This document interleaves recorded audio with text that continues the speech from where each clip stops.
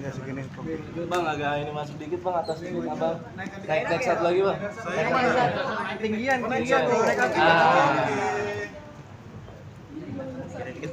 Kelihatan nggak nih?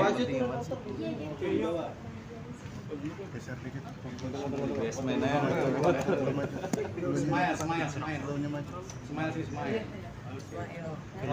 Oke, Bang Ferry, agenda hari ini.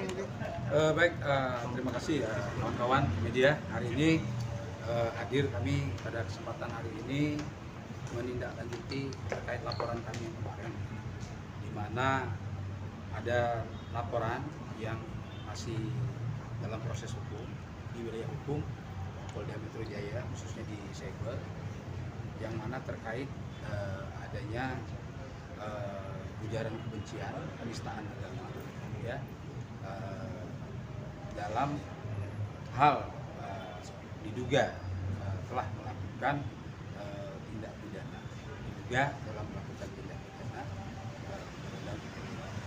Siapa itu, Bang?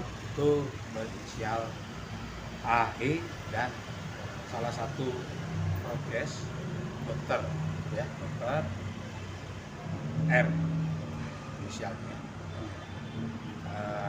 Kita RL ya? RL. RL. Nah, tujuan kita hari ini ke sini adalah untuk menindaklanjuti laporan kita sampai sejauh mana. Ya, artinya hari ini alhamdulillah kita sudah direspon dengan baik ya, melalui Kasudit, ya. Jadi yang mana ada kekurangan-kekurangan dari pemanggilan saksi ahli gitu, dalam rangka pemeriksaan saksi, ya.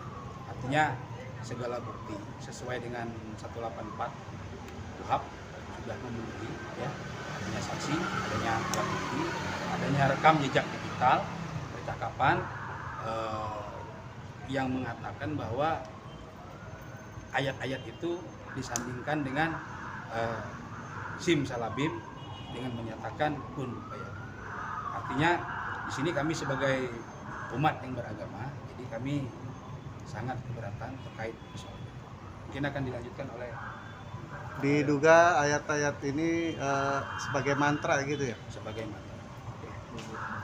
Ya, tambahan dari kami bahwa satu, pertama bahwa seharusnya ya, sejak 5 tahun yang lalu perkara-perkara penistaan agama ini mulai mencuat, hal ini nggak boleh lagi terjadi. Kejadian-kejadian di masa lalu itu harusnya menjadi pelajaran dan pelajaran bagi bukan hanya bagi orang-orang yang terkena saja, tapi bagi kita ini juga ya. Pihak-pihak unsur agama, kita harus benar-benar menjaga toleransi, menjaga hubungan antara umat beragama, sehingga cara-cara seperti ini sudah harus dihilangkan. Apalagi yang saya dapat info bahwa kedua orang tersebut adalah influencer, ya, membuatnya dalam suatu podcast, tentunya sudah sistemik, ya, sudah terencana, temanya juga sudah ada, dan itu tentunya unsur dengan niat dengan sengajanya kemungkinan besar juga sudah ada. Nah, berikutnya adalah bahwa direct evidence atau bukti-bukti yang sudah dihadirkan oleh pelapor dan kami dari kuasa hukum juga sudah cukup, ya.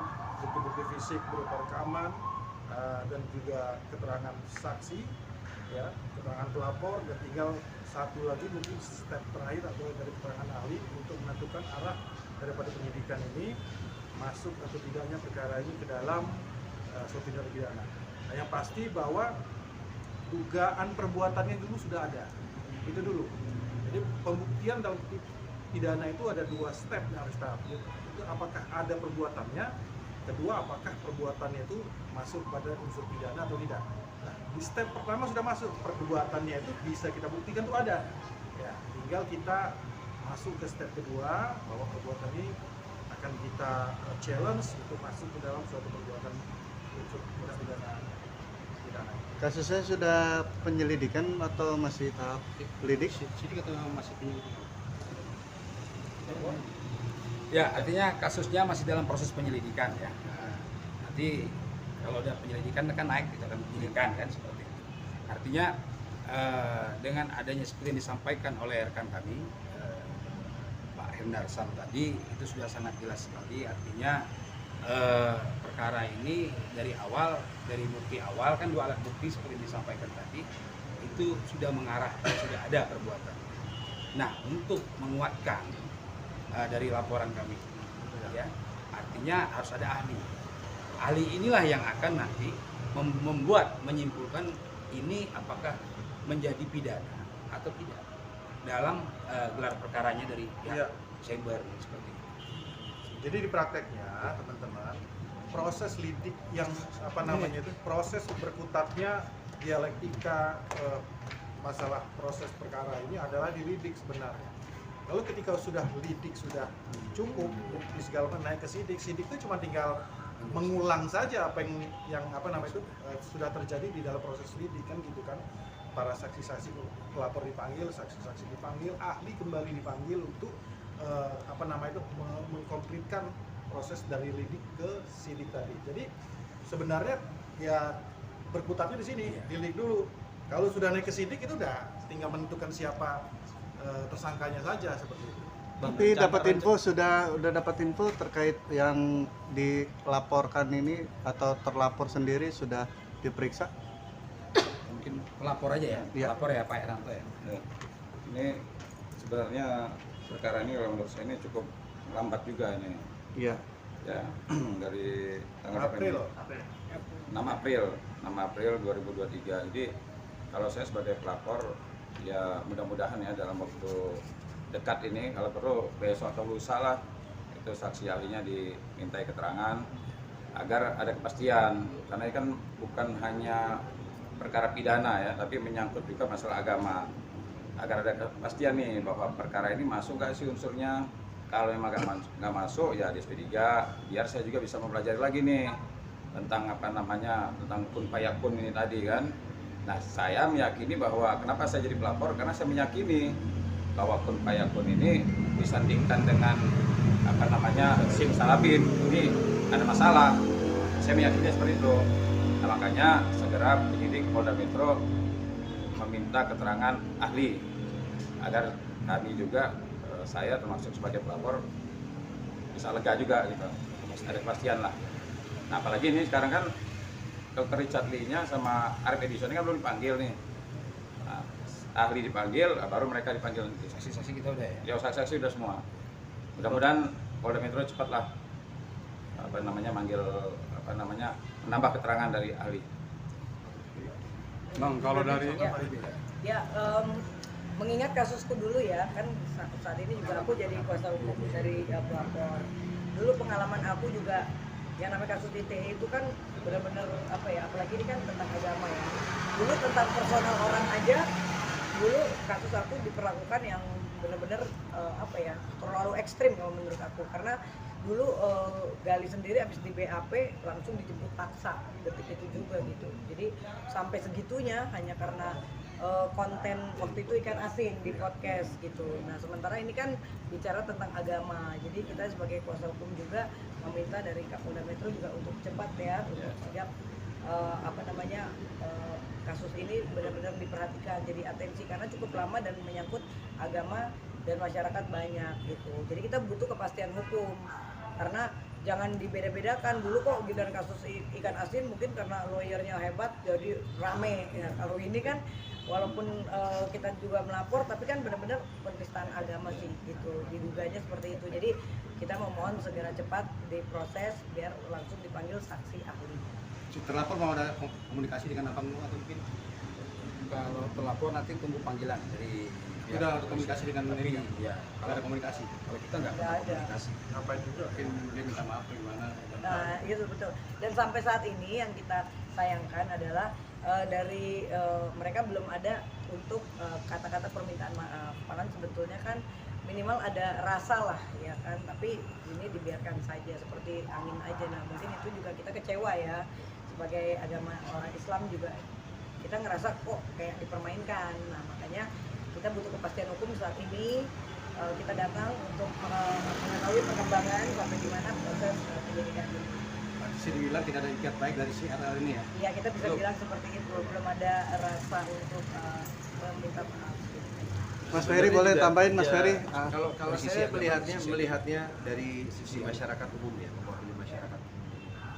Jadi sebenarnya sangat disesalkan, apalagi penggiat YouTube ini seharusnya lebih memperhatikan isi konten yang mereka buat. Karena jadi nggak semata-mata hanya untuk kepentingan pribadi, keuntungan pribadi, tapi mereka juga harus lebih teliti apa yang mau mereka sajikan. Kan banyak ahli-ahli di luar sana. Kalau memang ini sedikit menyerempet ke agama, harusnya mereka konsultasi dulu pada ahlinya. Apakah ini boleh saya sajikan, saya tayangkan? Akankah ini menjadi polemik atau menyinggung agama tertentu? Seharusnya lebih itu aja sih buat saya. Jadi untuk kedepannya mungkin himbauan saya kepada penggiat-penggiat YouTube lebih memperhatikan hal-hal tersebut lah.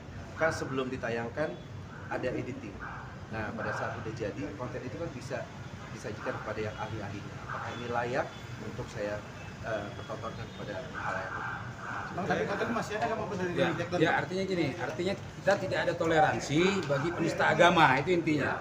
Tidak ada toleransi bagi penista agama. Karena agama manapun kita menghormati. Jangan sampai nanti timbul pecah belah gara-gara agama kan begitu. Jadi kita sangat miris sekali ya, itu aja. Kemudian setelah dicek ulang masih ada videonya atau Masih ada. Video itu kan tetap ada. Itu kan tetap ini. Harusnya kan mereka orang yang punya prokes kan disaring dulu mana yang harus ditampilkan, mana yang harus tidak kan begitu. Nah, kalau dia melakukan pembiaran seperti ini apa nanti? Apalagi itu ayat-ayat suci, ya kan? Ayat-ayat suci Al-Qur'an ini jelas sekali di Yasin ada, di An-Nahl juga ada itu kan. Tadi ayat 40 itu jelas, apa yang lagi di Yasin kun fayakun itu di ayat 82 jelas sekali bunyinya. Jadi jangan disamakan dengan simsalabim, abrakadabra berkun fayakun itu udah sangat-sangat miris sekali kita sebagai umat muslim yang biasanya setiap malam Jumat kita baca. Itu ya, Bang, ya? ya? Iya. Sebenarnya kan itu kan kalamullah. Kalamullah tidak bisa disandingkan dengan kalimat kita sebagai insan manusia. Itu aja sih.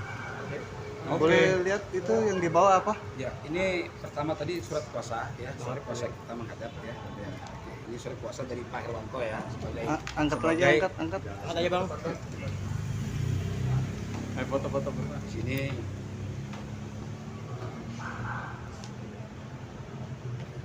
Oke. Oke. Nah, ini laporan kita ya, LP. Yang bulan April. Tanggal 6 April 2023 terlapor Pak Herwanto nih. Herwanto tanggal 6 April. Klien kami. Tahan bang. Tahan bang.